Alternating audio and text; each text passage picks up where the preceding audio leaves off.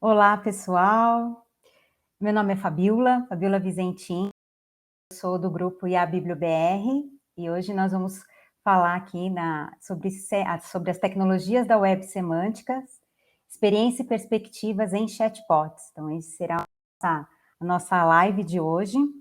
Eu estou aqui com o André Regino, ele vai depois se apresentar melhor para vocês aí durante a apresentação, já estou dando alguns spoilers.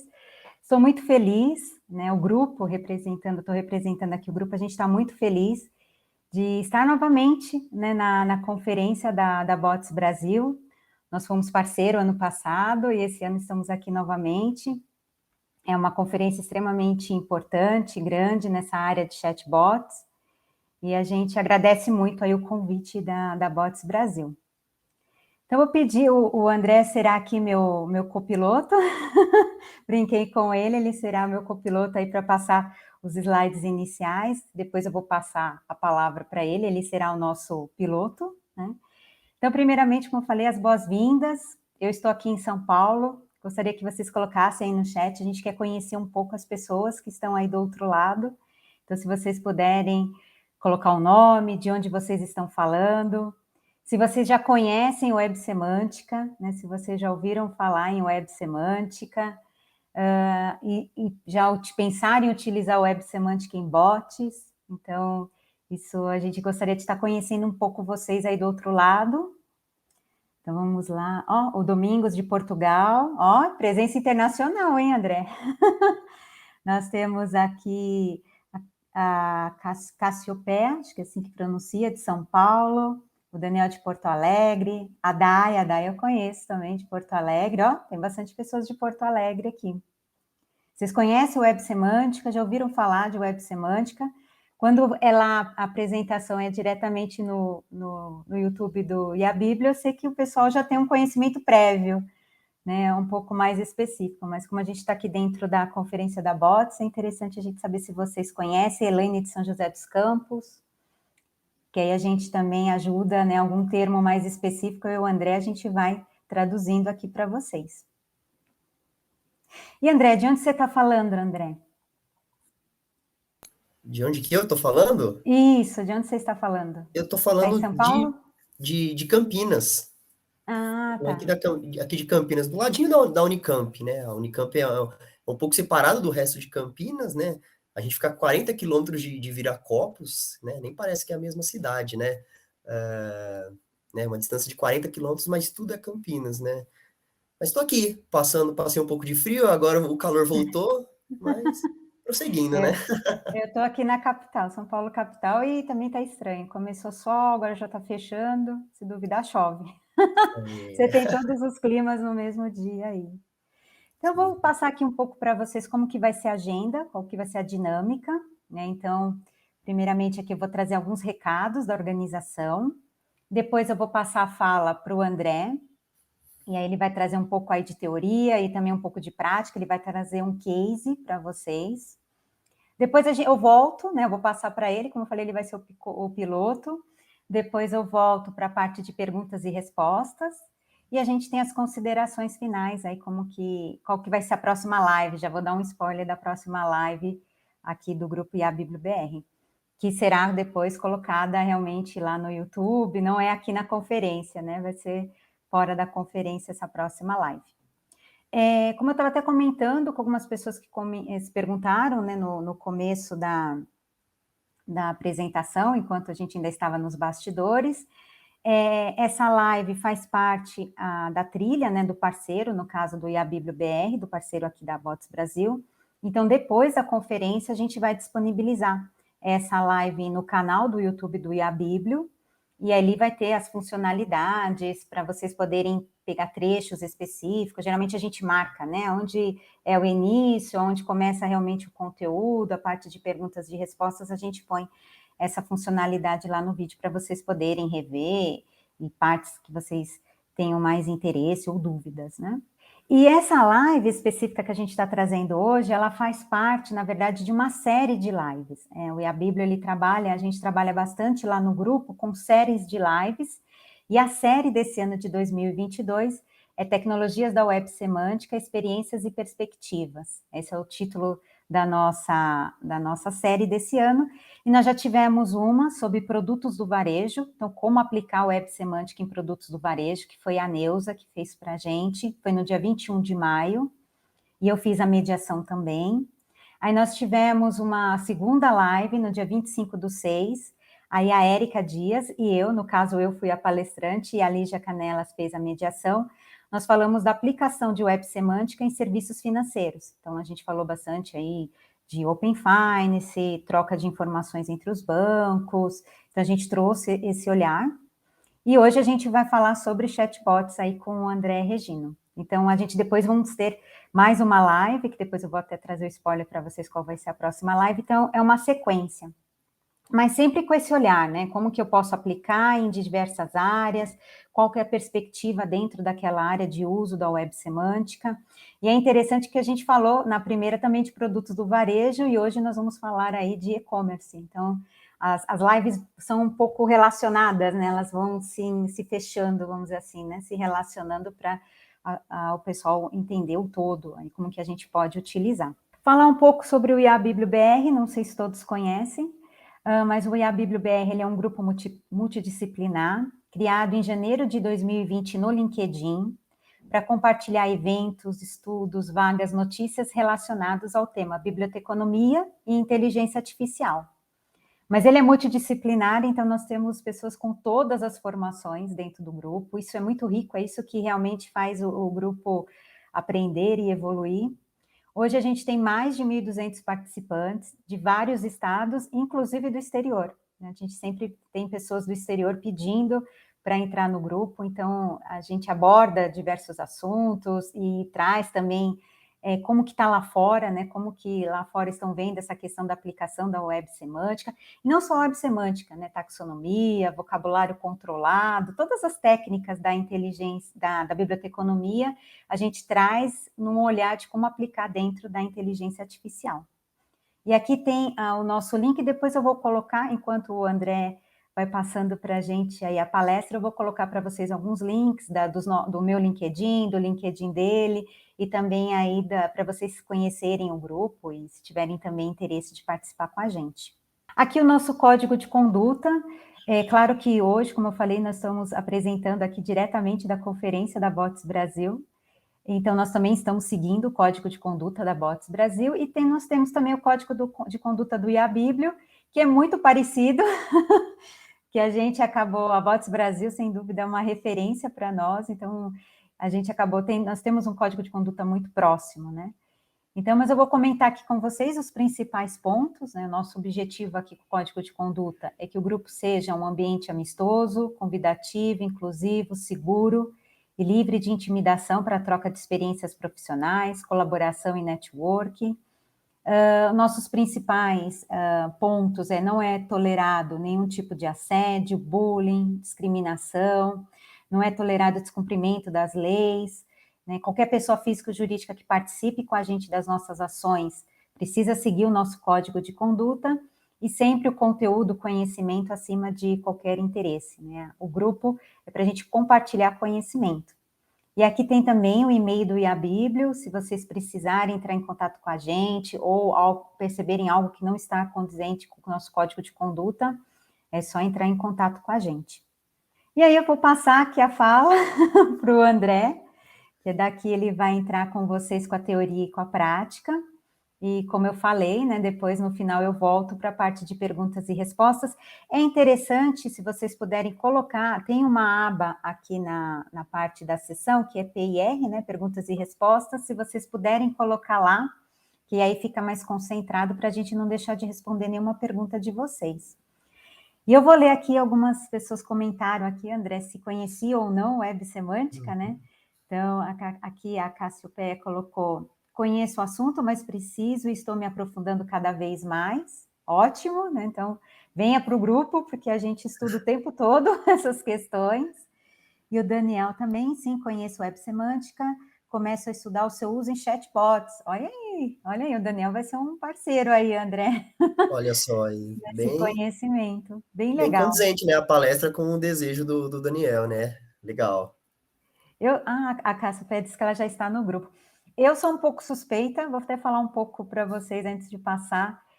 Quando eu comecei a estudar chatbot, eu comecei isso em 2019, né? Na verdade, eu comecei a estudar inteligência artificial, eu queria aplicar, né, as técnicas aí de biblioteconomia de ciência da informação em inteligência artificial, e eu comecei pelos bots, porque eu tinha lido que as empresas começam pelos bots, né? Eu falei, se a empresa começa, eu começo também. E quando eu comecei a estudar, a primeira coisa que eu pensei, falei, nossa, né, se a gente aplicar ontologia, taxonomia nos bots, com certeza eles respondem melhor, a curadoria também teria menos tempo para poder fazer a curadoria, mas eu ainda não tinha muito bem como fazer isso na prática. Sabe, você tem a ideia e você fica, eu acho que funcionaria, mas como que eu ponho isso na prática? E quando eu conheci aí a empresa que o André trabalha, que eles hoje já usam, né? É um caso real, não é teórico, né? Eu fiquei muito feliz e hoje eu estou mais feliz, estou radiante de conseguir trazer isso para cá, para dentro da conferência da Bots, porque eu acredito realmente muito, né, nessa união da web semântica com a inteligência artificial, com NLP, com bots. Então, eu estou bem na linha aí do Daniel, da Cassiopeia, a gente tá bem estudando essas áreas aí, e o André, já expert, vai trazer para a gente já um modelo funcionando. Então, eu gostaria de ter visto isso antes, viu, André? Já queria ter conhecido esse case antes, mas vou passar aqui para ele. Eu fico aqui nos bastidores, mas eu retorno aí para a parte de perguntas e respostas. Perfeito, então, Fabiola, muito obrigado aí pela introdução, né, pela mediação. É um orgulho estar aqui, né, junto com vocês. E vamos lá, então, né? Vou começar a falar sobre a tal da web semântica, né? O meu nome é André, e aí é um prazer para mim trocar experiência com vocês, né, acerca desse tema de bots e compartilhar um pouco do meu conhecimento sobre web semântica e a intersecção dele com bots, com NLP, né? A gente vai falar bastante disso aqui durante a palestra. Bom, vamos lá então, né? Essa é a agenda aqui que eu pretendo seguir por alto, né, durante essa apresentação. Primeiro eu vou me apresentar brevemente, contextualizar a web semântica para vocês. Após isso, aí eu vou apresentar um case real, como a Fabiola disse, né? Um problema presente aí em boa parte dos e-commerces e marketplaces, não só do Brasil, mas do mundo, tá? Mas por que eu vou apresentar esse case? Para mostrar como que a gente está usando web semântica e o PLN, né? O processamento de linguagem natural, para resolver esse problema, junto com bots conversacionais aí, tá? Então a gente tem de ouvinte dessa palestra aí tanto pessoal com background mais técnico em computação, né? Em bots conversacionais, isso pelo lado da Bots Brasil. Só que a gente também tem pessoas aí com background mais de ciência da informação, ontologistas, né? Bibliotecários, do grupo, do IABíblio, né? IABíblio BR. E por isso eu vou tentar direcionar essa palestra de uma maneira que não fique aí super técnico e cansativo, de modo que, né, que esses dois grupos eles consigam entender, né, o que eu vou falar. Bom, como essa é uma palestra aí de experiências, né, mas não só de experiências, mas também de perspectivas, eu trouxe no final, então, algumas ideias e pensamentos que aí podem despertar um pouco de curiosidade em vocês acerca do que nos espera aí nessa palestra.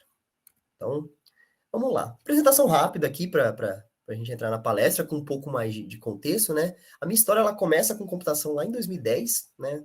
12 anos atrás, quando eu comecei o curso técnico. Tem essa cara de bebê, de criança, mas eu já tenho uma pequena estrada aí percorrida, tá? E aí, de lá para cá, né? Eu me formei em ciência da computação, sofri com o tal do cálculo, né? Todo mundo sofre. E eu acabei direcionando a minha carreira para a parte de desenvolvimento web, né? Então eu entrei num grupo de banco de dados e ali eu fui me apaixonando por dados, mas não só dados textuais, né? E eu percebi que minha carreira ela estava mais se direcionando para a parte de dados do que para a parte de programação em si, tá? Então, depois disso eu me especializei pela FATEC, aí eu fiz meu trabalho final sobre web semântica também, novamente, manipulação de textos, né? O meu mestrado foi na área de web semântica e agora no doutorado eu estou interligando, né, a web semântica com processamento de linguagem natural e, novamente, tudo relacionado a processamento de dados textuais, né? Tá, mas onde eu quero chegar com esse histórico, né, com tudo isso, né? Eu quero frisar para vocês aí a importância do processamento de dados na minha carreira, né? Principalmente a dos dados textuais, e já puxar um gancho para vocês que estão aí assistindo, de quanto que a carreira de vocês aí, ela pode estar voltada para a parte de dados, né? Às vezes muito mais do que a parte de programação em si, né? Mesmo vocês não percebendo. Então, é algo para vocês refletirem, né? Essa buzzword aí que a gente fala sempre, né? O pessoal de computação fala sempre, está na mídia, que é o Big Data, de fato está acontecendo, né? E ela não remete aí só a grande quantidade de dados, mas a forma como esses dados eles são gerados, né, armazenados, né, e a variabilidade deles, não só os dados textuais, a gente tem diversos tipos de dados aí. Bom, isso é só uma reflexão, né, para a gente prosseguir para o core dessa apresentação, que é a intersecção aí de bots, NLP. E o que todas essas áreas têm em comum? Bots, NLP, web semântica, né? Todas elas se ligam com o tal do dado, né? Com a manipulação dele. E não é só desenvolver código em Python, né? Ou ir lá e simplesmente criar um modelo linguístico super refinado que responde todas as minhas perguntas, né? Ou usar a última ferramenta que está todo mundo usando no mercado, usar o Rasa, usar o Watson da IBM, né? Então, eu e você, a gente lida com dados o tempo todo, né? Entendam isso. Bom, muitos de vocês aí devem enxergar a web semântica basicamente como as tags semânticas do HTML, né? Mais especificamente aí do HTML5. Para quem não é da computação, né? O HTML é a linguagem de marcação que a gente usa para estruturar as páginas na web. Então, o seu Facebook tem HTML, o seu Instagram ele tem o tal do HTML, né? Então, antes, nós, né, programadores, a gente dividia os elementos na tela usando essas divs, né? Como que tá ali no desenho na parte da esquerda, tá? Então, o navegador, ele não entendia muito bem o que representava essa tal de div, né? Div vem de divisões. Então, eram várias divisões na tela, né? E o navegador não conseguia interpretar bem aquilo. Aí começou-se, então, a implementar o HTML um pouco mais semântico, né? Então, o HTML semântico ele tem como objetivo ele descrever o significado do conteúdo presente nesses documentos aí, HTML, né? E tornar mais claro, tanto para os programadores quanto para os browsers, para os navegadores, que processam essa informação, o que é aquela informação de fato, né? Então, essa div aí, o que tem dentro dessa divisão? É um post do Instagram? É uma foto? É uma imagem? O que tem ali? Tá? Então, ao invés de sair enchendo o meu HTML com a tal das divs, ali na esquerda, uma dentro da outra, uma do lado da outra, por que eu não separo, né, como ali na direita, em header, footer, né, que é o cabeçalho, que é o rodapé, né? Enfim, eu enxergava a web semântica dessa maneira, antes de começar a pesquisar, de entrar a fundo, né, no que é a tal da web semântica. Então, na verdade, essa é uma parte até bem pequena da web semântica como um todo. Então, a primeira coisa que eu queria desmistificar, né, às vezes quando a gente procura sobre web semântica, a gente encontra essa parte aqui um pouco mais técnica, né, das tags HTML. Mas a web semântica, ela não é só isso, tá? Então, a web semântica, ela está muito mais relacionada aí ao ecossistema todo, né? A maneira como que a gente armazena e representa o dado. De novo, a gente está sempre lidando com dados, né? A maneira como os sistemas conversam com sistemas, basicamente. Um exemplo bem bobo aí é como que o Google sabe exibir o resultado correto quando você busca por manga, né? É a manga da camisa ou é a manga fruta?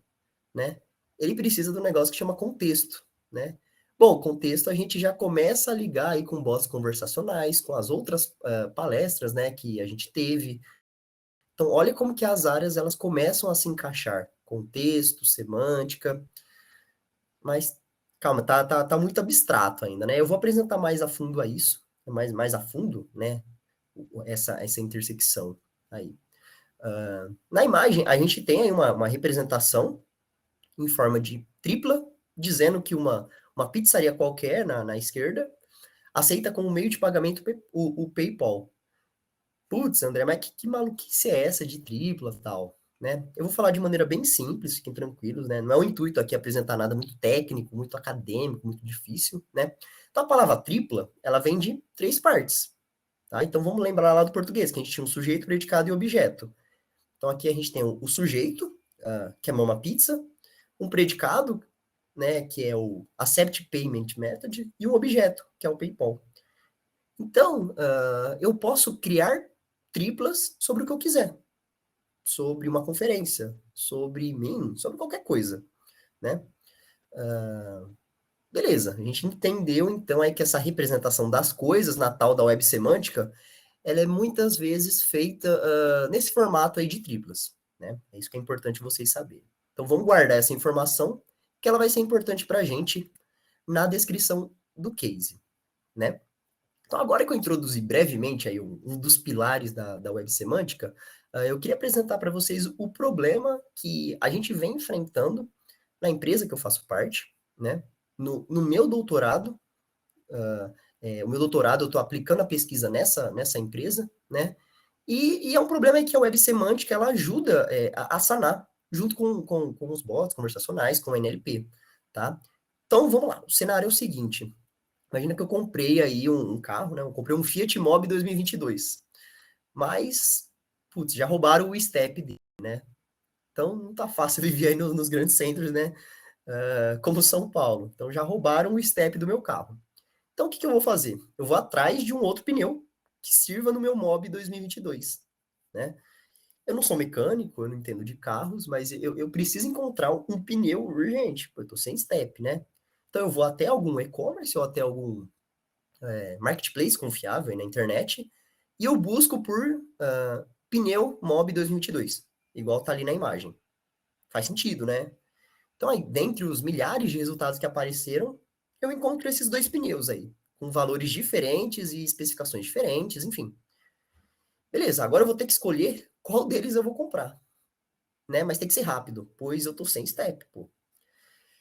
Então, o primeiro pneu, ele tem o nome Mob no título, né? Que é o meu carro. Então, me parece ser mais condizente com o que eu quero.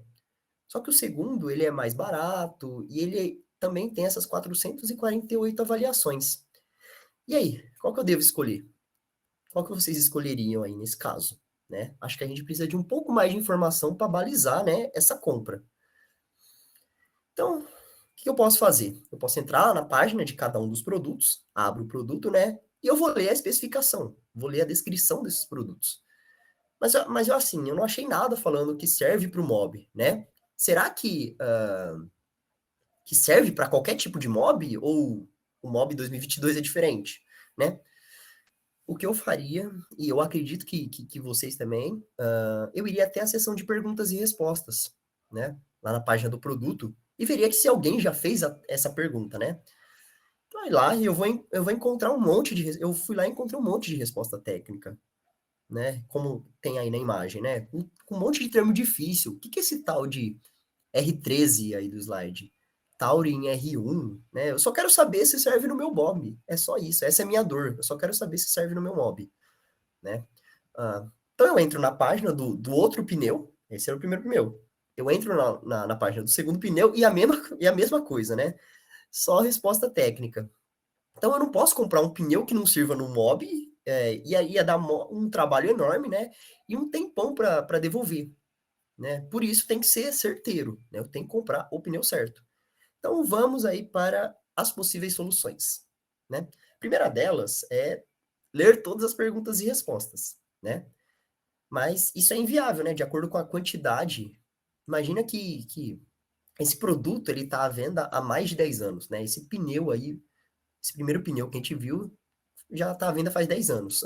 Quantas perguntas e quantas respostas não existem ali no meio, né? A gente que é da computação, os computeiros, né? A gente já ia pensar em uma solução um pouquinho mais automática, né? A gente poderia pegar todas as perguntas e as respostas usando algo que a gente chama de crawler, né? Então a gente iria pegar todas automaticamente ali através de programação e a gente ia filtrar tudo que tivesse escrito mob, por exemplo. Só que daria um pouco de trabalho, né? Eu teria que fazer esse código, esse crawler. Então, esse trabalho, não, eu não quero, né? Porque eu tô na emergência, tô sem step. Então, a segunda opção seria ligar lá para a loja, né? O modo antigo, pô. Então, seria direto, seria rápido, né? Só que a loja poderia não ter telefone cadastrado, poderia ser uma pessoa e não um CNPJ vendendo, poderia ser final de semana e ninguém atenderia, né? O telefone poderia não estar disponível, enfim, transtorno, né? Transtorno aí pra gente. Bom, a solução que eu encontrei mais viável foi então essa aqui, a de perguntar no QIA, né? Que é o Question and Answers, sessão de perguntas e respostas, que a gente estava procurando, né? A gente estava lendo essa sessão de perguntas e respostas, só que aqui a gente vai fazer diferente. Nós vamos ir lá e vamos perguntar, né? Então, beleza. Até aqui nenhuma novidade, né? Eu mostrei uma jornada de um usuário, né? De um cliente dentro de um e-commerce, né? Então, eu vou fazer a pergunta nos dois produtos. Se serve no meu mob, né? A pergunta que está aí na imagem. Vou perguntar no produto um e no produto 2. E o que me responder primeiro, de forma positiva, que o pneu, olha, o pneu serve no meu mob, eu vou lá e compro, né? Porque eu não tenho tempo a perder. Faz sentido isso para vocês? Né? Mas e se demorar para responder, né? Então, a pergunta que fica é essa na tela, né? Como que eu respondo perguntas de forma automatizada e rápida em e-commerces e marketplaces, né? Que solução vocês dariam? Então, eu vou dar 3 visões do mesmo cenário para vocês. Imaginem aí que vocês são lojistas, né, desses marketplaces e vocês querem responder essas perguntas, né? Vocês têm que saber responder essa pergunta para vender cada vez mais, né? Só que imagina que vocês podem ser também compradores de pneu de mob, né? Que é o meu caso, né? E eu gostaria de ter essa resposta o mais rápido possível também. E um terceiro cenário, acho que o mais próximo de todo mundo, imagine que vocês são aí desenvolvedores de software, né? Programadores, e o seu chefe chegou com essa pergunta aí para você, né? Então eu vou dar um tempinho aí para vocês pensarem enquanto eu tomo uma água. O que vocês dariam, né, de solução? Bom, pode ser que a solução que eu vou apresentar aqui, ela não seja a que vocês tenham pensado, né? Mas é uma alternativa que ela funciona. Por que a gente não armazena informações sobre perguntas e respostas já respondidas anteriormente para não precisar de um atendente respondendo ela novamente? Né? Então, de uma maneira menos abstrata. Imagina que que já tenham perguntado se aquele pneu lá que a gente viu serve para o Mob 2022 umas 10 vezes, né? E o atendente lá da loja respondeu que sim, serve essas 10 vezes, né? Se da primeira vez que perguntaram, a gente tivesse salvo essa pergunta e essa resposta em algum local, da segunda vez a gente não precisaria necessariamente de um atendente respondendo. Né? Então, o primeiro benefício que a gente pode ver aqui é o tempo de resposta. Né? Dependendo de como essa informação é armazenada, o que a gente vai ver adiante, né? Essa informação ela é recuperada meio que em segundos. Né?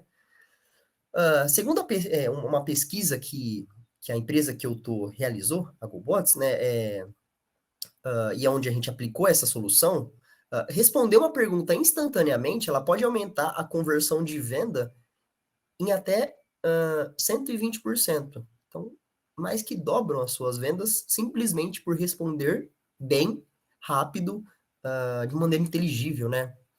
Então, no nosso exemplo, a gente tinha aí 2 pneus de vendedores diferentes, né? E se eu fiz a pergunta nos dois, e um deles me respondeu na hora que sim serve, eu já vou lá e compro. Opa, então aí a gente tem o caso do vendedor feliz, porque eu fiz a venda, eu como comprador feliz, porque eu sei que eu estou comprando o produto certo, né? Então, outro benefício aí intrínseco a essa solução é a precisão na resposta. Né? Imagine que você seja um vendedor e que tenha cadastrado aí 1.000 produtos no marketplace, né? Agora imagine se esses 1.000 produtos recebem 10 perguntas diariamente cada um. Então, 10 mil perguntas, né? Se tiver só você para responder tudo isso, você vai ficar doido, né? É muito trabalho. E se você contratar alguém para te ajudar, pode ser que a pessoa ela não entenda tanto do negócio quanto você, né? E ela não saiba responder se serve realmente para o mob. Então, em qualquer uma dessas opções, a precisão na resposta ela é afetada pelo fator humano, né? Percebam que tem um fator humano aí no meio. E claro, se você tiver alguma ferramenta automatizada para fazer o trabalho de responder esse tipo de pergunta, você vai precisar de menos pessoa fazendo esse trabalho repetitivo e mais pessoas ajudando em outras tarefas da empresa, certo? Então, o cenário ideal de solução para a gente é alguém pergunta, igual ali na imagem, né? Boa tarde, serve no Fiat Mobi 2022? E lá, em menos de um minuto, o nosso bot, a nossa solução, responde que sim, é compatível. Tá, mas aqui eu falei, né, só as partes bonitas, né? Mas nem tudo aí são flores, né? Parece muito fácil falando, né? É só pegar e guardar a pergunta e a resposta e usar quando alguém perguntar de novo, né? Salva a pergunta num banco de dados e tá tudo certo.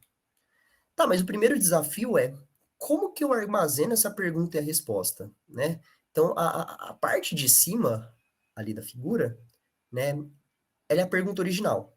Então, se a gente armazenasse essa pergunta do jeitinho que tá, essas palavras, na próxima vez que a gente perguntasse, teria que ser a mesma pergunta, né, exata, com a vírgula, com a saudação, para a gente poder responder a mesma coisa. Concorda comigo? Porque eu vou procurar aquela pergunta no meu banco de dados. Se uma letra não bater, pronto, eu já não dei o match com o que está armazenado na minha base de conhecimento, tá? Então, a primeira solução para esse problema é não guardar a frase toda, mas só as palavras relevantes, né? Então, essas 4 palavras aí no centro do slide, né? O que vocês acham? Faz sentido?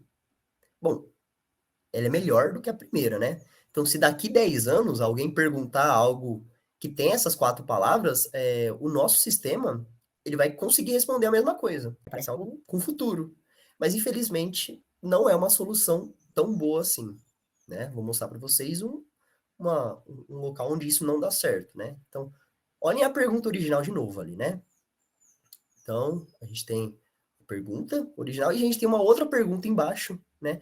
Que tem o mesmo sentido, só que ao invés de usar serve no, eu usei é compatível com, né? Se a gente tivesse usado só aquelas 4 palavras aqui do slide anterior para representar a pergunta, eu não conseguiria responder isso daqui, porque aqui eu coloquei serve, né? E aqui eu estou perguntando com a palavra compatível, né? Então, veja que a ideia de responder perguntas automaticamente é bem simples, né? Eu guardo e respondo depois. Só que implementar isso é algo muito desafiador. Não é tão simples, né? Como na teoria. Percebam que a palavra serve e a palavra compatível, nesse contexto aqui, elas são sinônimos, né? Ou seja, elas têm a mesma semântica associada a elas. Então, semântica, web semântica. Então, agora as coisas elas começam a fazer mais sentido aí para vocês, né? Então, aqui a gente pode ter um possível case aí de web semântica, né? Então, vamos avançar para ficar um pouco mais claro, né? Então, aqui a gente tem uma solução bem mais elegante, a de identificar intenções e entidades da frase, que é o processamento de linguagem natural puro aí, né? Então, com essa metodologia, a gente consegue identificar que a palavra compatível, ela tem a intenção de compatibilidade. E que MOB e 2022 são entidades, né? Então, geralmente, aí, bem a grosso modo, tá? A intenção seria o verbo e as entidades são os substantivos, né? Quem faz ou recebe ação. Mas, claro, há muitas exceções a isso, tá? Não é sempre o caso. Então, a intenção, geralmente, ela é o propósito daquela frase em específico. Opa, então o nosso problema aí, né, da palavra compatível com e da palavra serve no, ela é resolvida aqui, né? As duas seriam mapeadas para a mesma intenção. As duas têm a mesma intenção. tanto a palavra serve quanto a palavra compatível fazem parte da intenção compatibilidade, né? Beleza, mas como que a gente faz isso, né? É aí que entram essas ferramentas relacionadas aí ao mundo de chatbots, que o pessoal da Bots Brasil tanto conhece, né? O Rasa, o IBM Watson, dentre tantas outras, né? Então, nessas ferramentas, para quem não conhece, a gente cadastra vários exemplos de cada uma dessas intenções. Então, várias frases ali, né? Escritas ali, no nosso caso, com o português do dia a dia. Então, cheio de gírias, abreviações, né? E dado uma próxima frase de entrada, né? Se alguém for lá e vai e perguntar alguma coisa de novo, a ferramenta ela vai classificar para a gente que intenção é aquela. Então, essa imagem, ela mostra parte da criação de uma intenção chamada de compatibilidade. Eu coloquei ali como compatibility, coloquei em inglês, mas vocês podem nomear do jeito que vocês quiserem, tá? E tem alguns exemplos dentro dela, né? O que faz parte dessa intenção de compatibilidade. Então, o Rasa ou qualquer outra que seja a ferramenta que a gente usa daqui para frente vai conseguir entender com um certo grau de precisão qual que é a intenção daquela frase, né? Então, a frase do nosso exemplo, né, serve no mob, tal, ela alcançou 89% de probabilidade de ser uma frase com a intenção de compatibilidade, né? Então, segundo os nossos critérios aí, acima de 80% a gente considera aquele resultado como confiável. Beleza. Então, aí, dado uma frase, no caso, uma pergunta lá no Marketplace, né, a gente consegue saber qual a intenção dessa pergunta. E agora? Beleza, a gente sabe a intenção. Bom, agora a gente usa grafos de conhecimento para armazenar essa informação em formato de triplas. Pense que a gente está usando triplas, igual o exemplo que eu dei lá atrás, lá no começo da apresentação, né? E os grafos de conhecimento aqui para nós, eles são conjuntos de várias triplas, tá? De maneira bem simples assim, tá? Tem vários formalismos por trás, mas a critério aqui didático pensem como grafos de conhecimento como conglomerados conjuntos de triplas. Então, na imagem, eu estou simplificando o nosso exemplo da pergunta sobre o mob e sobre o pneu. Então, percebam que eles formaram 5 triplas a partir de uma única pergunta e de uma única resposta, né? Então, os círculos em vermelhos ali são as classes e os itens em verdes são as instâncias. Então, a gente não vai se aprofundar tanto para não ficar muito técnico, mas basicamente da esquerda para a direita, a gente tem que Pneus Brasil Limitada é uma loja que vende o pneu Dunlop R30, que por sua vez é um produto que é compatível com o item do consumidor, que é o Fiat Mobi. Né? Então, esse conhecimento todo ele foi gerado a partir de uma única frase lá, né? E ele foi armazenado nas triple stores, né? Nesses locais onde a gente consegue armazenar as triplas, nos nossos grafos de conhecimento. Bom, mas só que tem algo aí nessa simplificação que nos formatos, né, de triplas que a gente não conversou e meio que apareceu magicamente aqui, né? E isso é o que eu deixei em verde ali, né? Como que eu sei que o pneu ele é compatível com o meu mob? Magicamente. Então, no nosso exemplo, a gente só extraiu a intenção da pergunta, que é uma extração de compatibilidade, beleza? Né? A gente sabe que a pergunta é de compatibilidade, só que a gente não sabe da resposta, né? Então, além de extrair as intenções da pergunta, a gente também extrai as intenções da resposta, né?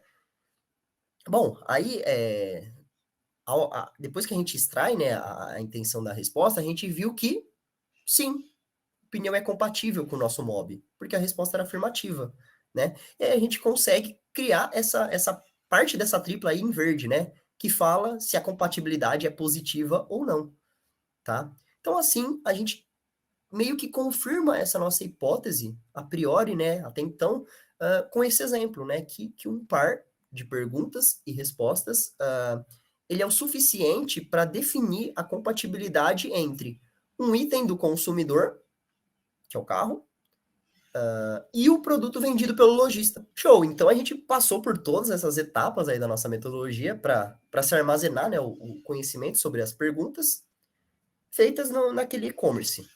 Só que falta uma peça importante, né? Vocês conseguem adivinhar que peça é essa, né? Então, essa peça aí, ela tem meio que relação com a parte de recuperação de informação.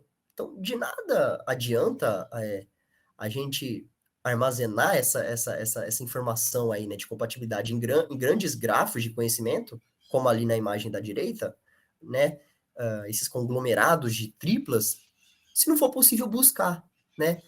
Imagina que a gente tem uma raridade ali, um monte de conhecimento e não consegue buscar. Então, o que nos falta? A peça-chave que falta aqui são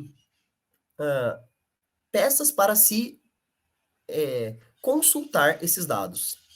Então, essa peça aqui são bancos de dados, né? Linguagem SQL de consulta, mais ou menos. Né? Falta, sim, uma ferramenta de busca, só que uma tecnologia um pouco mais voltada aí para a web semântica, tá? Então, mais voltada para a busca no grafo de conhecimento. Então, essa ferramenta, tecnologia, ela se chama Sparkle, né? Tem gente que fala SparkL, Sparkle, enfim. Ela é uma tecnologia análoga ao SQL, né? Mas só que o SQL a gente usa para bancos de dados convencionais, né? E para bancos de dados, para base de conhecimento em formato de triplas, a gente passa a usar o Sparkle, né? Como é o nosso caso. Então, com ela, a gente consegue fazer as mesmas mágicas que o SQL faz, né? Para quem conhece o SQL, sabe que tem muita bruxaria ali por trás, né? E, em resumo, a gente tem os dados lá, formatados em triplas, e a gente precisa de uma linguagem de consulta para pegar esses dados e usar da maneira que a gente achar mais conveniente, né? Então, a maneira que a gente vai usar é a seguinte. Então, imagina que alguém já tenha feito a mesma pergunta lá do Mob, alguns meses atrás, para aquele pneu do exemplo, né? Então, o conjunto de triplas associado a essa pergunta e a essa resposta, ela já foi criada, né? Então, a gente já tem lá o nosso grafo bonitinho, desenhado, tá? Aí eu fui lá e perguntei sobre o Mob novamente, né? A nossa solução consulta se já teve alguma pergunta já feita sobre esse carro e esse produto e vê que sim, já tem um conjunto de triplas associado, criado, né? Então, bom, já que existe, né, esse conjunto de triplas, ele sabe responder se o carro é compatível ou não, né? E aí ele faz a consulta Sparkle para responder se sim é compatível ou se infelizmente não, o pneu não é compatível com o Mob, tá? E qual que é a cara da tal da consulta Sparkle, né? Muitos de vocês devem ter ouvido esse termo só agora, pela primeira vez. Mas calma aí, não se assustem com essa imagem, né? Perceba que a estrutura ela é bem parecida com a estrutura do SQL, né? Para quem é da computação. Então tem o select, tem o where, né? Mas ao invés de a gente usar algumas cláusulas ali simples no where, a gente usa, sabe o quê? A tal das triplas, né? Que eu mostrei lá no início da apresentação. Então, a ideia aqui não é mostrar a parte técnica a fundo, né? Não vale a pena a gente entrar nessa consulta Spark aqui e esmiuçar ela, né? A ideia é mais mostrar para vocês que é possível fazer consultas nessas bases da web semântica e usar do jeito que a gente bem entender, tá bom? E além disso, claro, completar essa última peça aí do nosso quebra-cabeça, né? O usuário pergunta na primeira figura, o Rasa ou qualquer outra tecnologia identifica essas intenções e essas entidades, e caso não exista nenhuma tripla associada àquela pergunta, novas triplas vão ser adicionadas ao grafo. Do contrário, é feita uma query Sparkle para retornar o conhecimento já armazenado.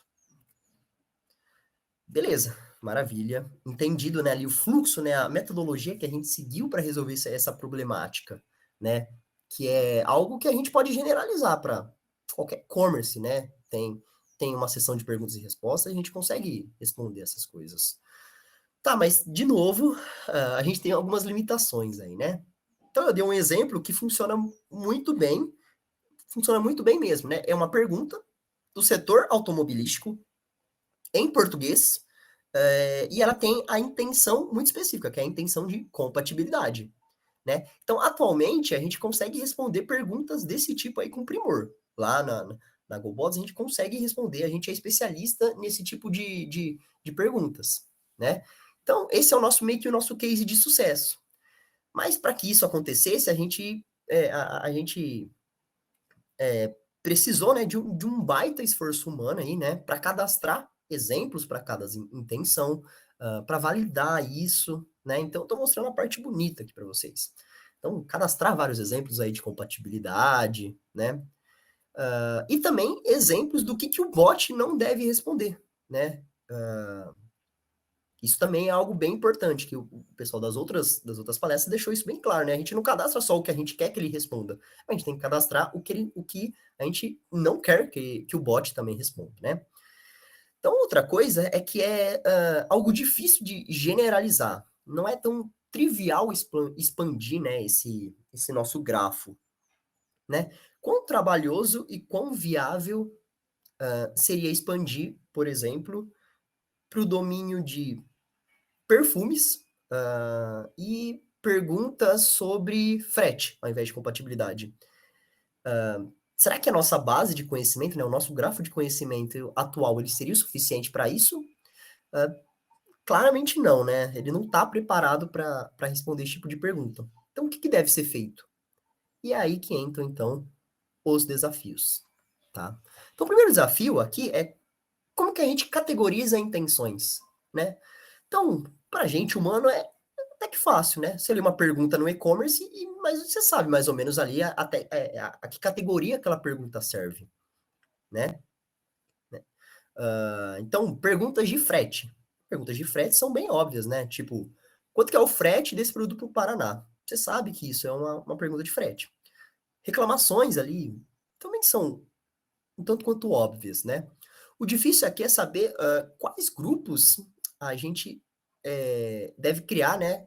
E quais grupos devem ser agrupados, né? Ou não. Então, por exemplo, agradecimentos como obrigado e saudações, né? Como olá, né? Eles precisam passar pelo processamento envolvendo web semântica que a gente mostrou aqui. Eles precisam ir lá fazer uma query Spark, montar triplas. Não, né? Então a gente não precisa de tudo isso. Basta a gente saber a intenção, né? E caso seja alguma dessas intenções que eu citei, saudação, agradecimento, a gente segue por um outro caminho, tá? Dentro da solução que a gente implementou lá na GoBots, né? Então, um bot conversacional, por si só, ele já conseguiria responder uma saudação, né?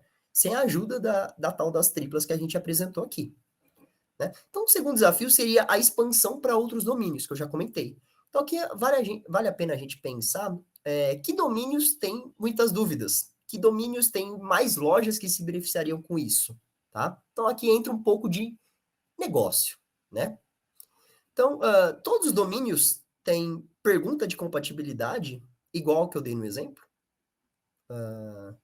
É uma ótima questão, né? Então, nessa super simplificação aí do nosso grafo de conhecimento, faz sentido eu representar a compatibilidade entre um perfume vendido por um lojista e um item de um consumidor, né? Então, o perfume vendido pelo lojista, qual que seria o item do consumidor aqui? O braço, o pescoço do consumidor? Estranho, né?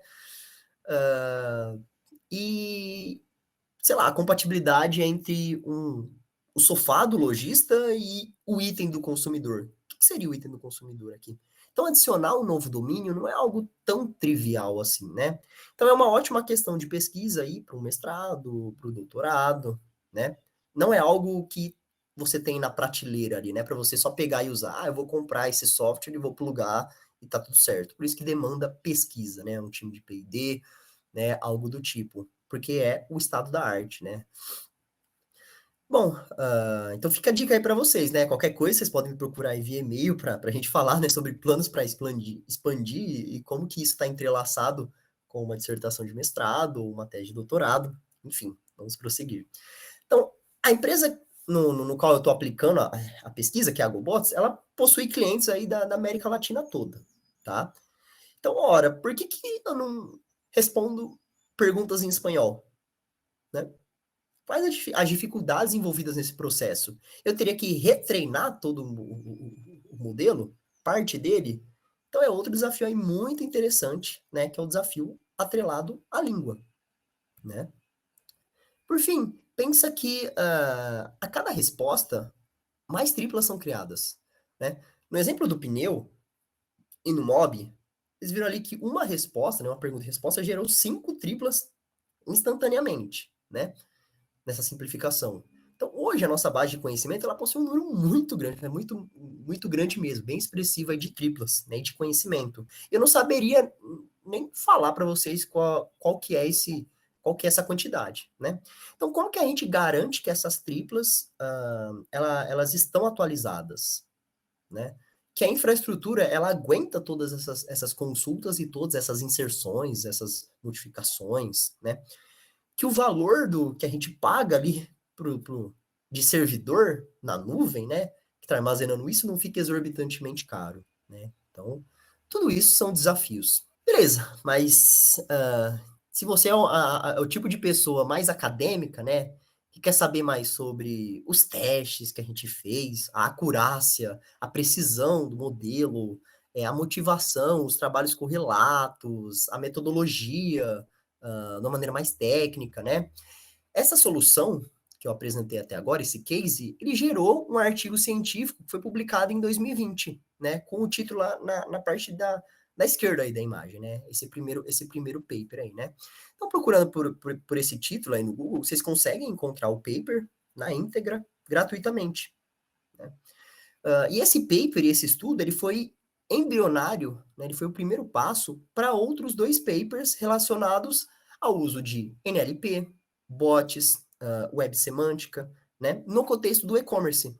E até então no setor automotivo. Não, então o primeiro deles ali em cima, né? O primeiro deles é a publicação que ela estende as respostas dadas pelo bot, né? De simples, sim, serve, ou não, não serve, para algo como, olha, não serve para o seu mob, mas a gente tem alguns produtos aqui que podem te interessar. Ou seja, a gente passa a recomendar produtos usando o NLP e usando Web Semântica. Então, eu já vou explicar melhor em seguida, né? O terceiro case, abaixo, aí na direita, ele mostra os esforços iniciais para a gente poder tornar essa nossa solução o mais abrangente possível. Né? Então, lembra dos desafios que eu citei ali de expandir para outras línguas, para outros domínios, para outras intenções, né? Pois é aqui, nesse paper aqui embaixo, na direita, onde a gente detalha meio que academicamente as nossas tentativas para isso se concretizar. Então, esses 2 últimos artigos aqui, infelizmente, quer dizer, felizmente eles foram aceitos para publicação, mas só que, infelizmente, eles só vão estar disponíveis, né, para o público em geral ver, consultar em algumas semanas, tá? Na íntegra. Por isso eu vou tentar descrever por cima como que esses 2 cases funcionam, né? Eu acho importante mostrar para vocês que, beleza, a gente usa o Web Semântica, mas a gente conseguiu expandir, extrapolar muitas vezes isso, né, o que a gente poderia fazer dentro do e-commerce, tá? Então, o primeiro subcase ali que eu mostrei para vocês é o de recomendação de produtos, né? Então, vamos voltar ali pro nosso exemplo do Fiat Mobi 2022, né? Então, a partir da pergunta se o pneu serve no meu mob, a gente tem todo aquele percurso, né, percorrido dentro da nossa solução, né? A gente extrai as intenções, extrai as entidades, verifica se a pergunta já foi respondida, etc, né? Só que aí, em caso de resposta afirmativa, a gente tem essa resposta ali que está na esquerda, certo? E em caso de uma resposta negativa, a gente tem o quê? Bom, antes desse segundo case aqui, que é o da recomendação, simplesmente o bot respondia que, olha, o produto pneu é incompatível com o seu mob. E aí, vida que segue para o comprador, vida que segue para o vendedor, a venda não foi concretizada, e é isso aí, né? A partir disso, a gente pensou, tá, como que a gente usa toda essa infraestrutura criada, essa infraestrutura robusta, esse conhecimento armazenado, né, com base de conhecimento, NLP, né, para não perder essa venda? Pô, a gente queria que essa venda não fosse perdida, né? Como que a gente faz isso? Mesmo o produto não sendo compatível, né? Então, em caso de resposta negativa, a gente vai consultar a nossa base de conhecimento em triplas, usando o Sparkle, olha só o Sparkle aí de novo, para identificar quais produtos são compatíveis com o carro do comprador, né? No caso, o Mob. Beleza, mas que vantagens tem isso aí, né? Então, olhem ali no exemplo da direita. Se a gente tivesse respondido só que o produto não é compatível, sem vendas, né? Porém, a gente recomendou um outro produto que o comprador provavelmente nem conhecia, que é compatível com o Mob, né? Então, com isso, então existe aí pelo menos a possibilidade do comprador entrar nesse link aí e ele realizar a compra recomendada. Então, aí o lojista fica feliz, o comprador fica feliz, o desenvolvedor fica orgulhoso, né, da solução que ele fez, né? Só que tem alguns poréns aí. A gente só pode recomendar links de produto do mesmo lojista. Porque senão imagina recomendar aí produtos do concorrente, né? A Coca recomendando a Pepsi. Não dá, né? E a gente tem que pensar que o produto ele tem que estar em estoque também. Imagina recomendar um produto, você entrar na página desse produto e tá lá, sem estoque. O comprador ia ficar bem irritado com isso, né?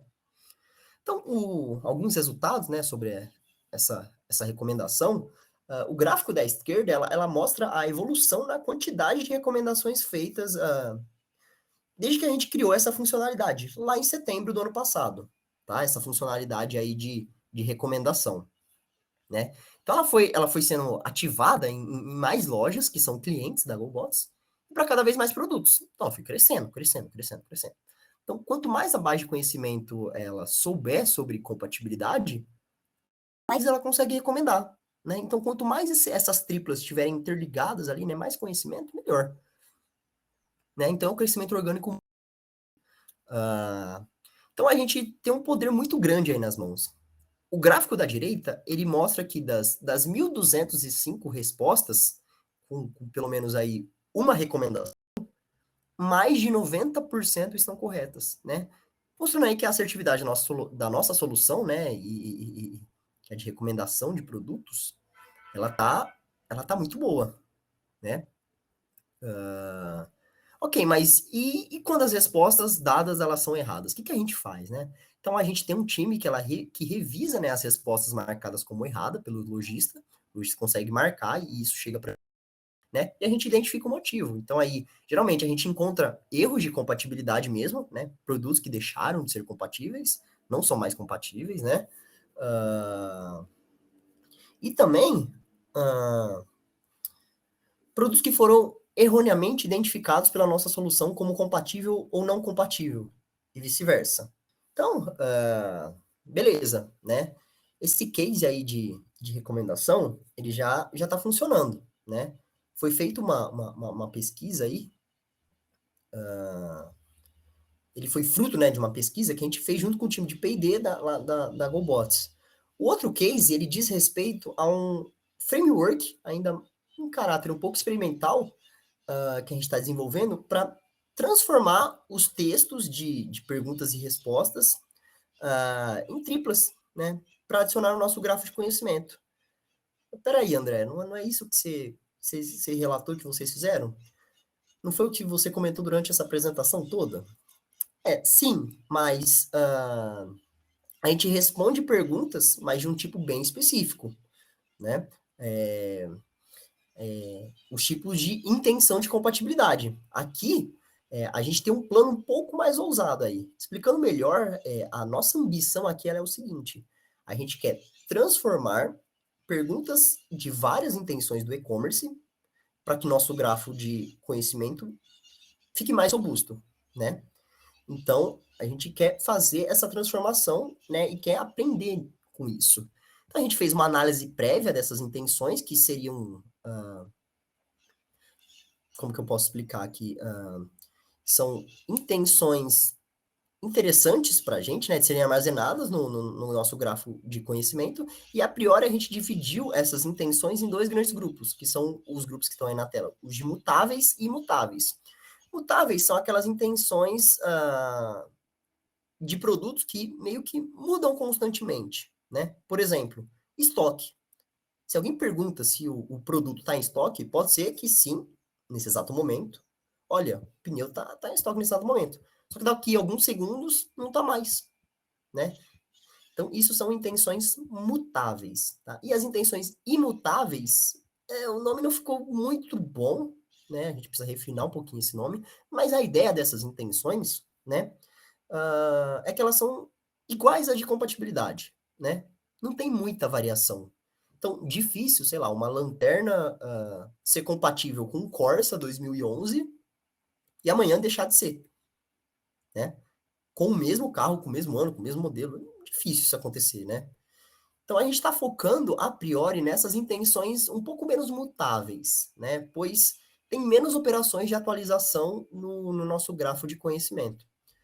Beleza, mas e a tal das intenções mutáveis? Vocês não querem responder elas, tal? A gente quer, mas o desafio é maior. Então demanda um pouquinho mais de cuidado e de pesquisa aí, tá? Show! Então vocês querem usar mais ainda o grafo de conhecimento, que também é conhecido como Knowledge Graph, né? Do inglês Knowledge Graph, junto com o bot para responder essas perguntas aí, né? Mas, pelo visto, não é só identificar essas novas intenções, né? Ah, beleza, identifiquei que é uma intenção de frete. Tem muito trabalho além disso. Não é tão simples. Então a gente dividiu o passo a passo que a gente precisa para responder esse tipo de pergunta em três grandes passos, né? Primeiro, eu já dei o spoiler aí, né? Que é basicamente fazer o pré-processamento do texto, remover o que a gente não quer, né? Agradecimento, essas coisas, e identificar qual é a intenção. Né? Vamos imaginar que a pergunta seja sobre o horário de retirada do pneu do nosso mob, né? Depois que eu comprei ele. Ó, eu quero retirar na loja, que eu tô com pressa, né? Então, eu não quero entrega, eu quero retirar na loja. Então, eu quero saber que hora que a loja tá aberta. Faz sentido? É uma pergunta complexa, né? Veja o quantos termos eu usei para montar ela, né? Então, não é uma pergunta com 3 palavras aí, né?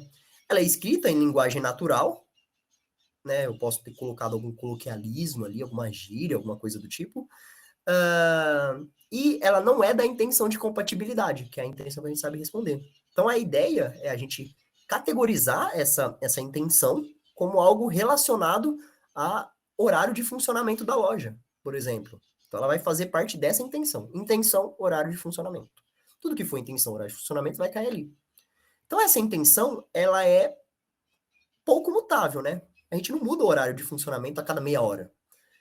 Então, beleza. Esse é o passo A. Agora, aí no passo B, a nossa ideia é o seguinte: resumir essa frase. Isso mesmo, a gente pega essa frase aí gigantesca, com um monte de palavras aí, escrita por mim, e transforma ela em uma frase mais factual, mais precisa, mais direta ao ponto, né? Algo como: qual o horário de funcionamento, né? Mas por que isso, então, André? Por que você faz esse resumo? Porque ali no último passo, no passo C, é mais fácil eu transformar uma frase que ela é factual, né, uma frase mais direta ao ponto, em uma tripla, do que uma frase enorme na tripla, né, cheia de colocalismo e tal. Beleza, mas como que a gente faz esse passo B aí? A ideia é a gente usar transformers, né, como já foi comentado em outras palestras aqui da Bot Brasil, da Bots Brasil, né? Como usar transformers para fazer essa transformação texto a texto, um texto grande e um texto resumido. Então, fazer tudo isso funcionar é basicamente a minha tese aí de doutorado, né? Vamos torcer para tudo dar certo, tudo se conectar. Então, beleza. Enfim, com essa palestra aqui, ela não é só sobre o presente, tá? Eu mostrei muitas coisas aí que funcionaram, algumas coisas que a gente tem em plano aí, né? Mas ela é uma palestra também sobre perspectivas, né? Então, eu gostaria de plantar aí uma sementinha na cabeça de vocês sobre o futuro da web semântica. Então, a gente entra para uma outra parte, uma segunda parte aqui da palestra, tá? Então, vocês conhecem esse cara aí da citação? Bom, ele é basicamente aí o inventor da web, né? Como a gente conhece ela hoje, né? O Berners-Lee. Mas assim, ele não é o idealizador da web, não só da web, né, mas também da web semântica e de vários princípios que regem a web semântica. Então, na virada do século, aí, quase em 99, né, antes do bug do milênio, né, ele disse essa frase aí, né, que ele tinha um sonho que a web se tornasse capaz de analisar qualquer tipo de dados na própria web, né? Então, fosse fácil de analisar o conteúdo de links, fosse possível fazer transações entre computadores, né? Ou seja, uma web em que as máquinas falassem com máquinas, né? Que sistemas se entendessem, sistemas se interligassem. Então a gente está mais perto disso do que em 99? Bom, certamente, né? De lá para cá, a web semântica ela teve seus altos e baixos, né, ela esfriou, mas eu vejo que ganhou um pouco mais aí de relevância com os avanços aí em machine learning, inteligência artificial, bots conversacionais, né? Hoje eu apresentei aqui 2 cases funcionando e um experimental, né, da união disso tudo, da inteligência artificial, bots, NLP, com tecnologias que muitas vezes foram dadas aí como mortas, né? Que são essas tecnologias da web semântica, Sparkle, Triplas, tá? Que foram propostas vários anos atrás, tá? Já vou explicar para vocês onde eu quero chegar com isso. Então, como que eu enxergo o futuro, né? O futuro aqui para a web semântica, né? Então, uma adoção crescente, um pouco menos tímida do que nos anos anteriores, né? Então, o aprendizado de máquina, ele usa métodos automáticos para gerar conhecimento de maneira eficaz, né? Como a gente pôde apreciar aí nos últimos anos, né? O advento do machine learning, a popularização, né?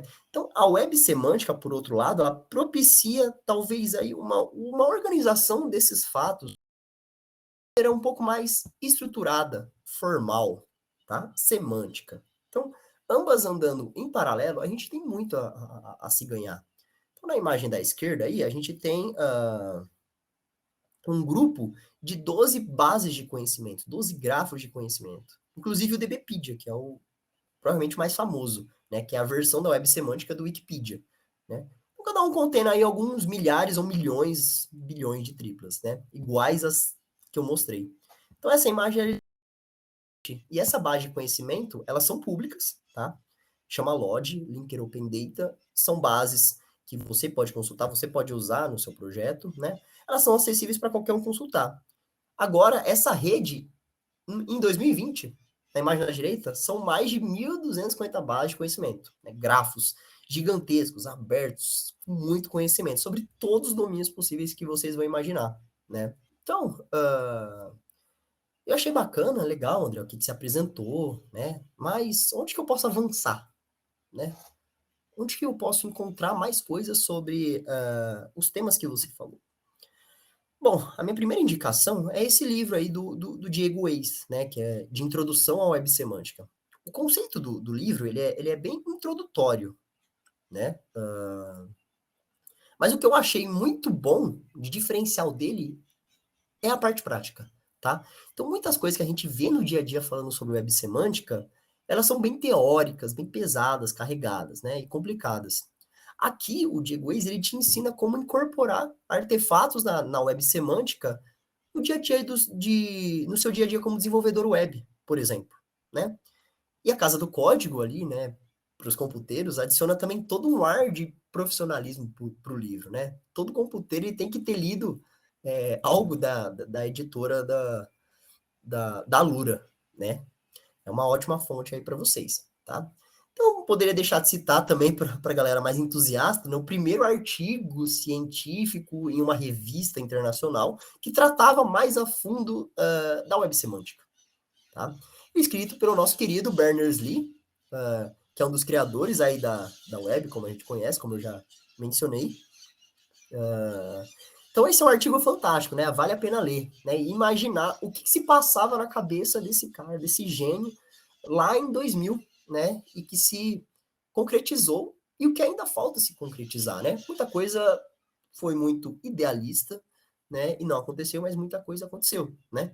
Então, para encontrar esse artigo é bem simples. Basta você buscar por The Semantic Web, Berners-Lee, que você vai encontrar na íntegra esse artigo, tá? Então, sobre ferramentas aí que vocês podem testar dessa intersecção entre web semântica e bots, a gente não tem tanta coisa prática assim, né? Tão mão na massa, né? A gente tem aqui o Rasa, que ele dá suporte às bases de conhecimento, ajuda na criação dessas bases de conhecimento e na integração com o próprio Rasa, né? Então, assim, você já usa tudo num ecossistema só, já sai integrando ali tudo e ótimo, né? Eu não tenho muito conhecimento sobre essa solução implementada em Rasa. O que a gente fez lá na nossa empresa, a gente usou o Rasa, mas não usou o ecossistema todo dele, tá? Mas para quem tem curiosidade, eu acho que vale a tentativa, né? Vale o uso aqui dele, tá? Então, para encontrar mais recursos sobre esse assunto aqui, basta vocês procurarem por Rasa e Knowledge Base, né? Que vocês vão cair logo nesse artigo aqui, escrito pelo próprio pessoal do Rasa, tá? Então, uma fonte bem interessante. E bom, o pessoal que se interessou demais aí por esse case de gerar grafos de conhecimento a partir de perguntas e respostas, né?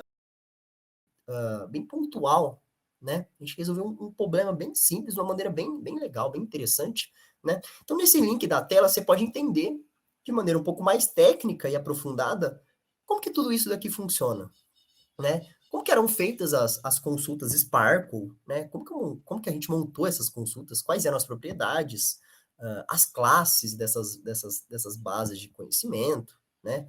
Uma coisa mais técnica, tá? Então, os idealizadores, né, desse artigo, desse framework, eles são os listados aí na tela, né? Então, são alunos da graduação que conseguiram desenvolver boa parte de tudo que eu apresentei aqui, né? Em conjunto com a GoBots, que é a empresa que eu tô, né? A empresa onde foi feito todo o teste e foi colocado o framework para funcionar em produção, de fato, e o professor Júlio César dos Reis, que é o especialista de web semântica, né, no Instituto de Computação da Unicamp, e também é meu orientador de doutorado. Então, todas essas são fontes para vocês avançarem aí, né? Conversa com a gente, pode mandar e-mail, pode procurar as pessoas que elas vão te responder, tá? E quem sabe isso não vire uma produção acadêmica, tá? Para quem se interessa, para quem quer sair um pouco aí do viés mais empresa e entrar um pouco no viés mais acadêmico, né? Então, bom, eu falei bastante aí, né? Eu já tô encerrando minha apresentação. Esse acredito que seja o último slide aí, né? Mas tem uma coisa que eu gostaria muito mesmo que vocês levassem para casa, né? Refletissem. Serve tanto para o pessoal que já entende de antemão o que é a web semântica, né? Quanto para o pessoal da Bots Brasil, que entende sobre bots conversacionais, tá? Olha quanta coisa que a gente pode fazer com a união dessas duas tecnologias. Pensem que uma startup cresceu em volta dessa ideia simples. Então, a GoBots cresceu em cima dessa ideia de responder perguntas do e-commerce. Simples, né? Então, novos negócios são criados a partir disso, né? Então, o futuro para mim é esse daí, né? A web semântica, ela não vai caminhar sozinha, né? Os bots conversacionais também, pode ser que eles não caminhem sozinhos também, né? Então, você não vai lá e simplesmente cria um bot e sai usando. Você precisa interligar as coisas, né? Então, não há concorrência entre as tecnologias, né? Elas não são time de futebol aí. Você não precisa torcer para uma delas. Ah, eu torço para a web semântica, não existe isso, tá? Ao invés de usar uma ou outra, por que não uma e outra, cada um com a sua força, cada um com o seu escopo, né? Então essa é a mensagem final. Eu estou aberto a perguntas sobre web semântica, um pouco aí sobre bots, sobre como é fazer mestrado, doutorado nessa área de pesquisa bem específica. Enfim, vamos lá. Estou aberto agora a perguntas e vou passar a palavra agora aí para Fabiola. Nossa, André, obrigado, uma aula. Não sei o que o pessoal achou. Tem aqui até um comentário que o pessoal falou que está gostando bastante, que você explicou de maneira bem didática. Para mim foi uma aula. Agradecer aí, trazer para a gente todo esse conhecimento. Eu tenho algumas perguntas, vou aproveitar como a gente ainda tem aí uns 10, 15 minutinhos para finalizar. Vou trazer algumas perguntas que eu tenho. Acho que eu já até comentei com você anteriormente, a questão do Sparkle, né? A gente já conversou algumas vezes aí nos bastidores. E ontem a gente teve no palco principal da Bots Brasil a palestra do Eli, que ele trouxe a questão do uso do SEO na parte conversacional, e ele até bem rapidamente, porque é um tempo menor, né, de apresentação, mas ele citou, eu até separei agora aqui as suas indicações aí de leitura, e separei a dele também, que ele falou de um artigo para falar essa questão do Sparkle e as intenções, né, como que faz essa junção, porque quando eu estudo bastante essa questão da web semântica, sempre o Sparkle é onde poucas pessoas conhecem, aí tem empresas que às vezes acabam gerando uma API para tentar facilitar a busca pelo Sparkle. Eu não sou da tecnologia, eu sou, assim, nessa questão de ciência da computação, eu venho da ciência da informação, aplicando aí dentro da inteligência artificial, da tecnologia, e eu sempre ouço muito o pessoal falando isso. O Sparkle tem essa questão, não é todo mundo que conhece, poucas pessoas sabem utilizar. E aí, como que faz para conseguir unir isso com as intenções, com as entidades? E aí, eu queria saber de vocês, eu vi que você também tem agora tem um artigo que fala isso, é outra referência que eu vou ler, mas eu achei interessante quando você falou, e essa dúvida que eu tenho, porque ontem ele acabou entrando, falando rapidamente, mas ele falou também isso, olha, essa questão do Sparkle, da busca, e como que você vê, porque tudo é muito novo, até o que foi legal trazer vocês é mostrar, tem um estudo já na academia, você falou bastante isso, né, dessa questão que é pesquisa, que é inovação, tem a parte da academia, e no caso de vocês já está trazendo aqui um pouco mais para o mundo real, né, vocês têm já um case funcionando, e mostrando o resultado, que faz resultado quando você coloca a tecnologia da web semântica. Como que é trazer isso para o dia a dia, né, para as empresas, porque tem a questão do Sparkle, né, que é uma que eu queria te perguntar, o armazenamento, as bases de grafo, né, as bases de grafo, as pessoas estão muito acostumadas com bases relacionais, então, quando você fala em base de grafo, também tem poucas pessoas que conhecem porque é um armazenamento diferente. Como que você vê se isso é um impeditivo ou vocês procuram algum caminho para poder solucionar, para facilitar o Sparkle, para facilitar esses conhecimentos em base de grafos, né? Por exemplo, né? Não. Obrigado, Fabíola. É uma pergunta bem pertinente, né? Não tem uma resposta 100% certa sobre ela, né? Eu vou tentar explicar como que a gente faz, mas provavelmente não é a verdade absoluta, né? Acho que aí vai um pouco também de como a empresa se organiza, né? Porque pensando primeiramente em partes da contratação, hoje em dia, se a gente fosse adotar tecnologias da web semântica, quão difícil seria trazer um profissional da web semântica, né? Então já começa aí um pouco da dificuldade. No meio acadêmico, dentro da computação, já é difícil achar quem sabe sobre ontologias, né? E não só sobre ontologias, mas só sobre a parte talvez um pouco mais prática, né? De como você falou, de pegar de construir uma query, uma consulta Sparkle, e fazer ela se conectar com um código em Python ou com uma API, ou receber essas intenções e entidades de fora e conectar tudo isso, né? Então a gente não precisa a gente precisa talvez de algum profissional, alguém que saiba isso. Então essa seria uma primeira ideia aí da minha resposta sobre as dificuldades que eu vejo nisso, né? Sobre a parte relacional que você falou, saiu uma pesquisa recentemente do Stack Overflow.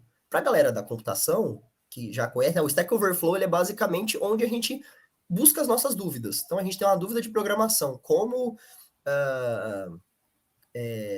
criar uma query Sparkle. A gente busca isso no Google e o primeiro link que aparece é o Stack Overflow e lá vai ter alguém que já perguntou isso e você lê a resposta. Então a gente usa muito o Stack Overflow, a gente é da computação. E saiu uma pesquisa atual dos profissionais de computação que eles respondem, né? Que tecnologias você está usando, que tecnologias você não usa, que tecnologias você ama, o que você gostaria de aprender.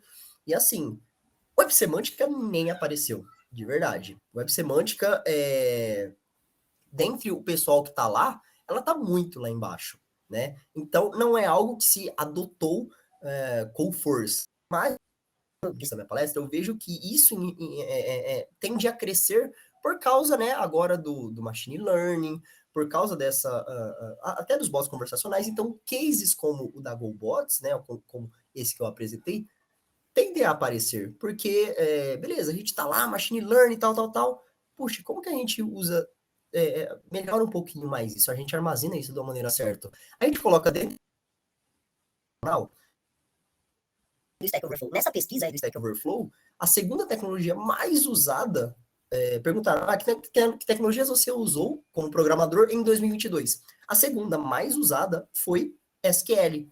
E SQL está relacionado com bancos relacionais. Então, hoje, tanto na academia quanto na indústria, né, bancos relacionais, eles ainda dominam, tá?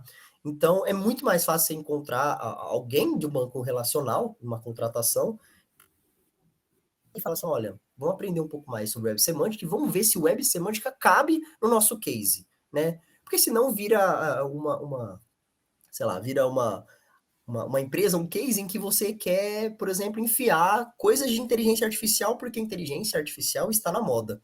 Será que a gente não está matando uma formiga com um canhão? Será que a gente precisa de web semântica no nosso chatbot? Será que a gente precisa de web semântica para outras coisas? Será que a gente precisa realmente saber de semântica nesse projeto? Então, são essas questões aí, são bem importantes no nível ali estrutural da empresa, né, para ela decidir tomar isso como verdade na hora da contratação, né? O que vai ser algo difícil encontrar uma pessoa com esse background, né? Provavelmente ela vai encontrar uma pessoa com background mais técnico ou se encontrar uma pessoa mais prática, essa prática vai ser mais em banco de dados relacional, enfim. Então, em resumo, essa é a minha visão sobre aí as dificuldades de adoção, né, da web semântica e da dificuldade de achar um profissional que, como você perguntou, interligue, né, faça essa conexão, que consiga pegar o input, a entrada dos dados, saber o que fazer com ele, montar uma query Sparkle, conectar isso com APIs externas,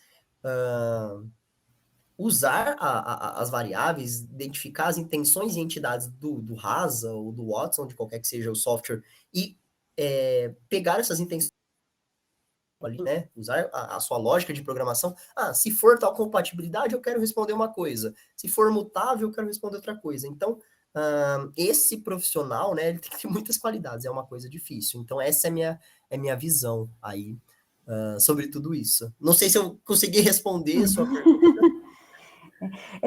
Deixa eu ver se eu não sei, o meu olhar, eu vou dar um pouco minha opinião nessa questão que você falou de quando utilizar um ou outro. Eu me trabalho com ontologia, né? Trabalho com softwares de ontologia, tipo Proteger.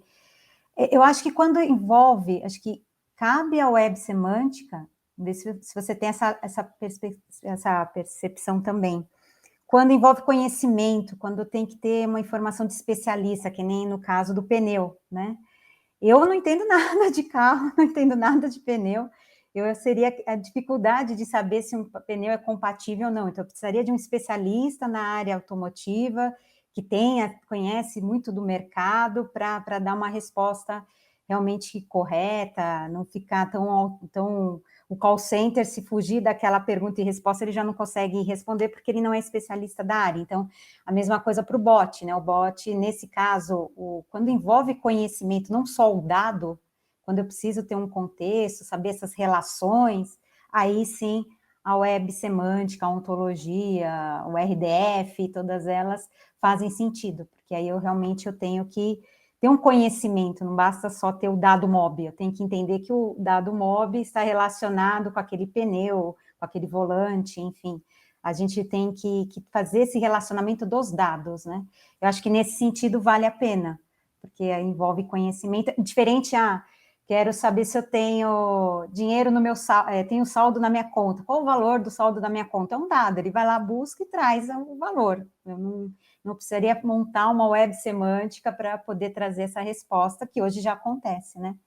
Porque quando você mexe com conhecimento, eu imagino que teria que fazer muitas intenções, muitas entidades para poder trazer a resposta, e aí, como a estatística ficaria muito quebrada, as porcentagens de acerto, e aí ele não saberia o que responder, porque você teria que pensar em todas as possíveis compatibilidades e colocar nas respostas, né? Não Perfeito. sei, eu tenho esse olhar de em que situação que eu utilizaria ou não as tecnologias da web semântica, né? Então, onde vale a pena criar uma ontologia para gerar o RDF, se é algo mais dado e não no nível de conhecimento de especialista, né?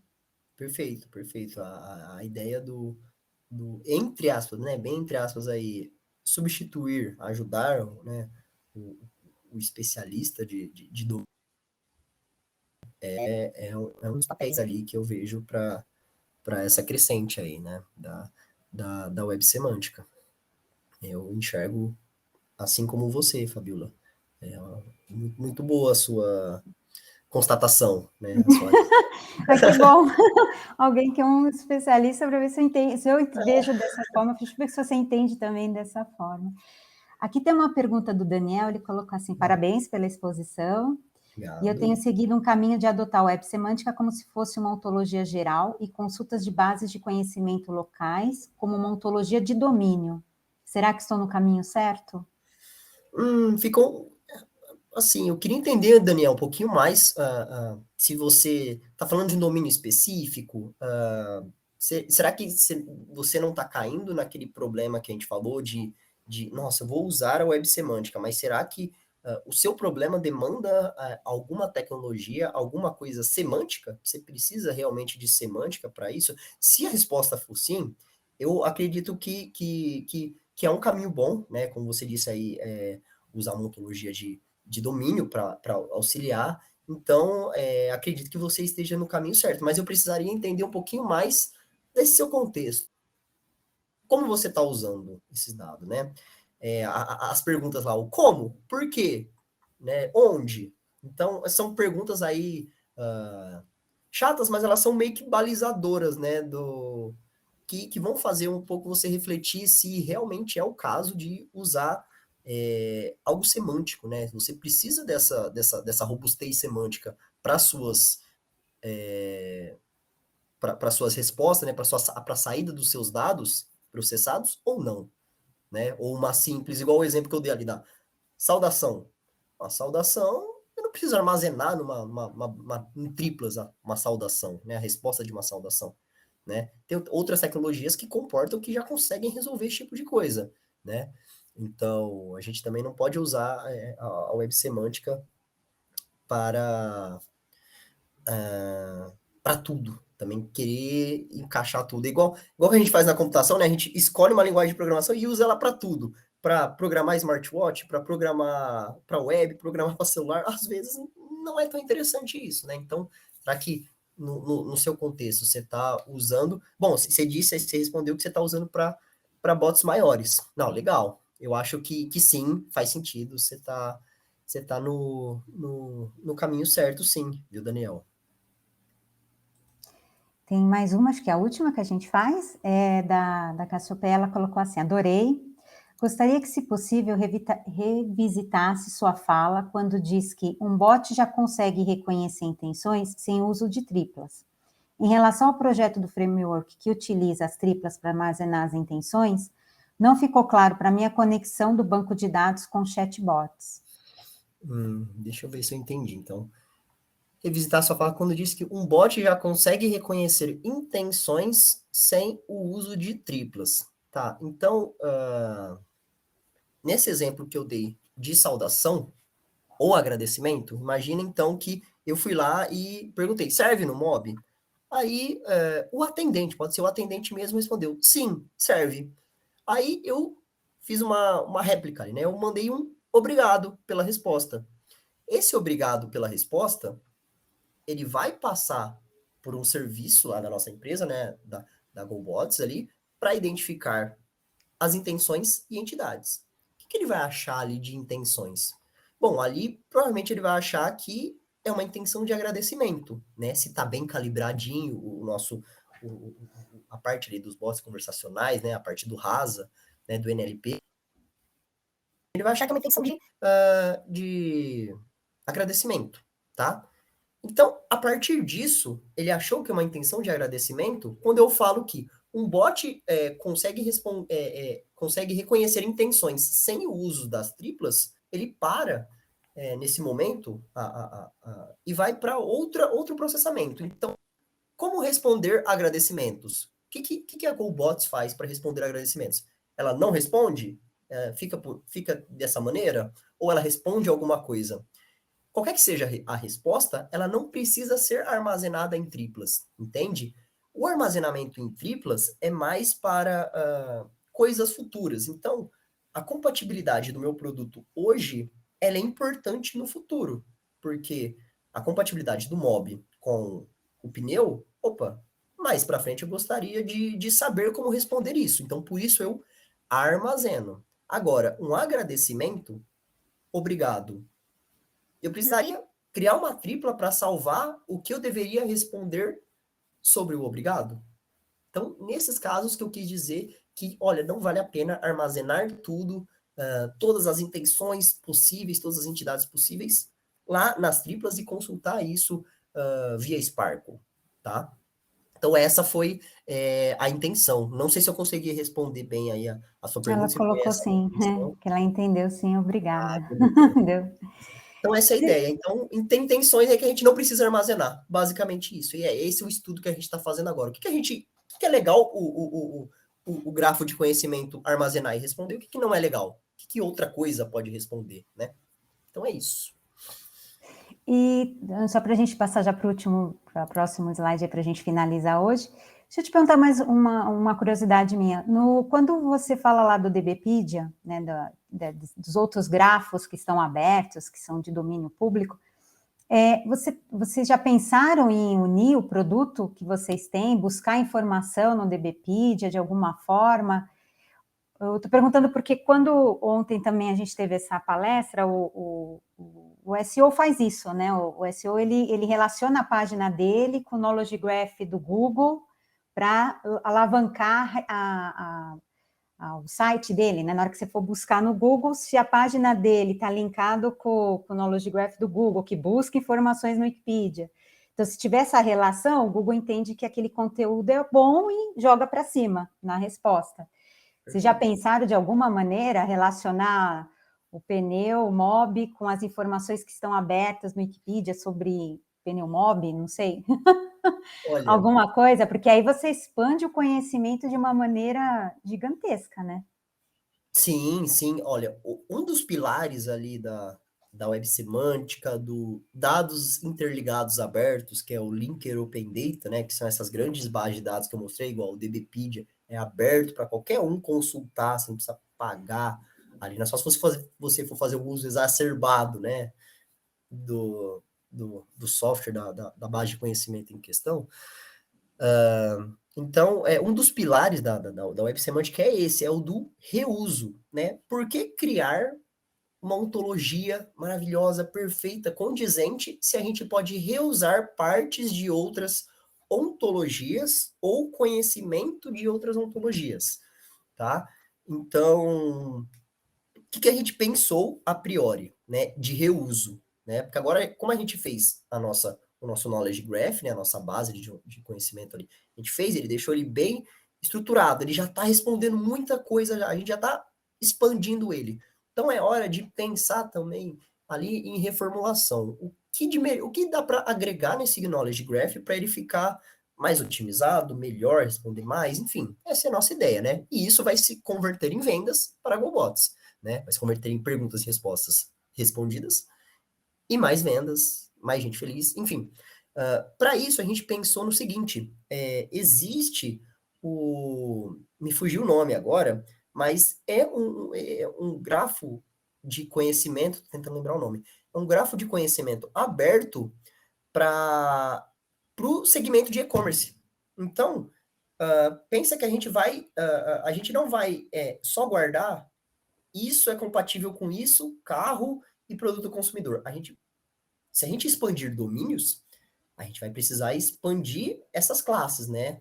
Então a gente vai precisar expandir aí essa nossa ontologia, ela vai ficar mais parruda, né? Então, que classe a gente vai colocar ali? Que propriedades? Então, ao invés da gente criar a nossa, porque a gente acha que é assim, por que não usar uma ontologia já pronta, feita, usada aí por Já muitos públicos? validada, né, por especialistas. Exatamente. Então, a gente só reusa, né? A gente reusa a parte delas. Então, sim, a gente está com plano, sim, de aumentar a ontologia, deixar ela melhor, baseado em reuso de ontologias já existentes. Talvez não o DBpedia, tá? Mais A priori, a gente específicas está ainda, mencionando. né, porque o DBpedia é É, bem geral, que seria algo mais específico. exato, exatamente. A gente poderia encontrar coisas relacionadas ao e-commerce que podem nos ajudar, mas pensa que esse especialista nisso, né? Aí é excelente, né? Tem o Bioportal, não sei se você conhece, Fabiola. Ele é um portal ali que tem várias ontologias do ramo de biomedicina. Sim, Então, sobre doenças, por que eu vou procurar em uma ontologia mais genérica se eu tenho ali algo mais especializado, né? Então, primeiro a gente gostaria de achar algo no especializado, né, nessa ontologia de e-commerce. Eu tô tentando lembrar o nome, eu não me lembro, desculpa mesmo. não Ah, imagina. Eu sei que mas é a isso. Amazon tem, mas a Amazon não deve deixar aberta. É, Eu sei que a é, Amazon tem o Knowledge Graph dela, mas ela não vai deixar aberta, né?